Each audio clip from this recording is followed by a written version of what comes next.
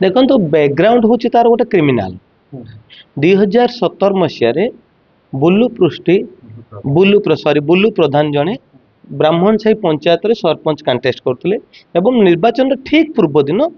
ये मर्डर कर अरेस्ट होते हिंजरी पीएस केस नंबर 38/2017 तापर बेल आसिले बेल आसिया पर सी बीजेडी सहित संश्लिष्ट थे प्रत्येक 2 नंबर काम आपण डुप्लिकेट सर्टिफिकेट हो चाकरी हो एवं प्रत्येक आपण कौन 2 नंबर काम नहीं जो सी संश्लिष्ट ना किंतु वर्तमान जब बीजेपी सरकार आसला आमर विधायक प्रार्थी किए जड़े आसिक भुवनेश्वर ठिया होती ना शिशिर मिश्र सी देखिले ये जड़े क्रिमिनाल बैकग्राउंड लोक आंकु धरले भल पैसा पत्र कलेक्शन हम तेणुक 2 नंबर संस्था पार्टी को मिसाइवाई ये नहीं कि तुरंत party office Bhubaneswar party office जाली सर्टिफिकेट रे कोन माइक हाँ जाली सर्टिफिकेट ये पार्लाखेमुंडी अरेस्ट होती रायगड़ा अरेस्ट होती आ पूर्व ये अरेस्ट 6 मास जेल रे भी रही रायगड़ा सी जाली सर्टिफिकेट जो स्टाफ सिलेक्शन टीचर स्टाफ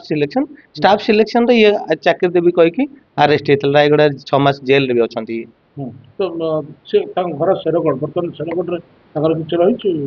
घर ब्राह्मण साही शेरगढ़ ब्लॉक रो ब्राह्मण साही पंचायत नहीं सी तो भुवनेश्वर भुवनेश्वर प्राय पंचायत इलेक्शन जेल आसिया पर से भुवनेश्वर रोचन तेणुक एठाकर विधायक प्रार्थी सहित अति मधुर संपर्क तो आउ कौन कौन बैकग्राउंड कौन रही माने अंचल कौन करते से आपण सहित केमती माने नहीं मुझे जानी गोटे क्रिमिनाल हिसाब से ठक हिसाब से विषय मोर किसी ना अंचल भूमिका किसी ना जहाँ भूमिका भुवनेश्वर मिनिस्टर मान सहित संपर्क लिंक एवं वर्तमान तो सब आपण मैंने देखुवे सब मिनिस्टर सहित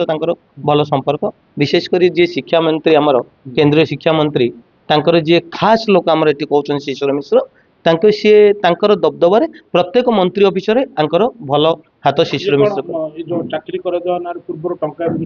हाँ चाकरी कहली रायगड़ा ये 6 मास जेल थे टीचर चाकरी करने 6 मास जेल भी थे आगुरी 2017 मसीहा पर यही धंदा सी कर 17 कहीं पूर्व छोट मोट एमती जाली सर्टिफिकेट करते सी क्या कौन कर जाली सर्टिफिकेट जोटा अंचल लोक कहते 2014-15 सी संश्लिष्ट जाली सर्टिफिकेट।